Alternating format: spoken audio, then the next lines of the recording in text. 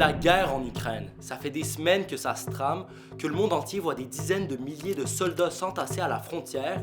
Et là, le 24 février au matin, le président russe Vladimir Poutine a lancé son invasion militaire. Comment on en est arrivé là, c'est un petit peu complexe, mais on va résumer ça.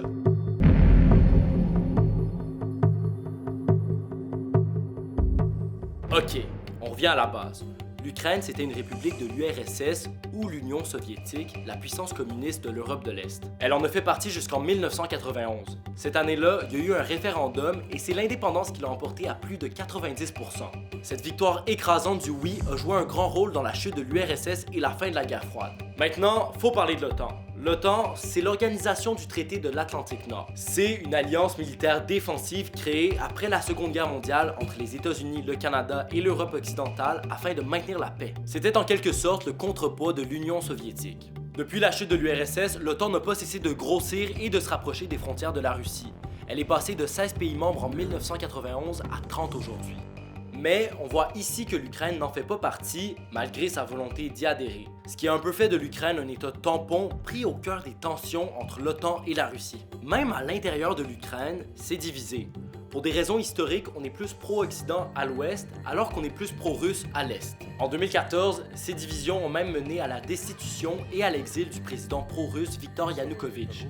C'est à ce moment-là que la Russie en a profité pour soutenir les territoires pro-russes de l'est de l'Ukraine. Elle a envahi la Crimée ici et bombardé le Donbass là. En 2014 et 2015, les accords de Minsk ont été signés pour apaiser les tensions, mais malgré tout, les violences ont fait plus de 14 000 morts. Après, l'Ukraine avait l'air de ça. On a un territoire annexé à la Russie, la Crimée, et un autre, le Donbass, pris en sandwich entre les deux pays. En 2019, l'actuel président de l'Ukraine, Volodymyr Zelensky, est élu en promettant de mettre fin au conflit dans l'est de son pays.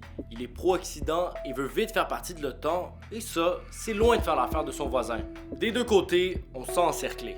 La Russie veut maintenir son influence dans le Donbass, et l'Ukraine veut faire partie de l'OTAN pour se protéger. Fin 2021, Vladimir Poutine envoie 100 000 soldats russes à la frontière ukrainienne et présente une liste de demandes. Il réclame notamment à l'OTAN de s'engager à ne jamais admettre l'Ukraine comme pays membre, de retirer ses forces armées qui sont déjà en Europe de l'Est et de freiner son expansion vers l'Est. Ces demandes ont toutes été refusées par l'OTAN. Ce qui nous mène au 24 février où Vladimir Poutine a créé la surprise en lançant son opération militaire. Les troupes russes déployées aux frontières depuis des semaines ont envahi l'Ukraine. D'abord en bombardant plusieurs grandes villes du pays, puis en multipliant les offensives terrestres. Mais pourquoi tout ça maintenant? En gros, selon plusieurs analystes, il y aurait deux raisons principales. La première, c'est que la Russie a senti un certain affaiblissement de l'ordre international ces derniers temps avec le retrait des troupes américaines d'Afghanistan, les relations entre les États-Unis et l'OTAN fragilisées par l'ex-président Donald Trump, la fatigue des gouvernements européens à gérer la pandémie, la remise en question de la légitimité du premier ministre Boris Johnson au Royaume-Uni, le départ d'Angela Merkel comme chancelière en Allemagne, les élections présidentielles en France. La deuxième raison, c'est que toutes les ressources militaires pouvaient pas rester là indéfiniment. C'était en quelque sorte là ou jamais. Puis il y a aussi le fait que l'invasion devait se passer pendant l'hiver parce que la région devient trop boueuse à partir du mois de mars, ce qui aurait compliqué le déplacement des troupes russes.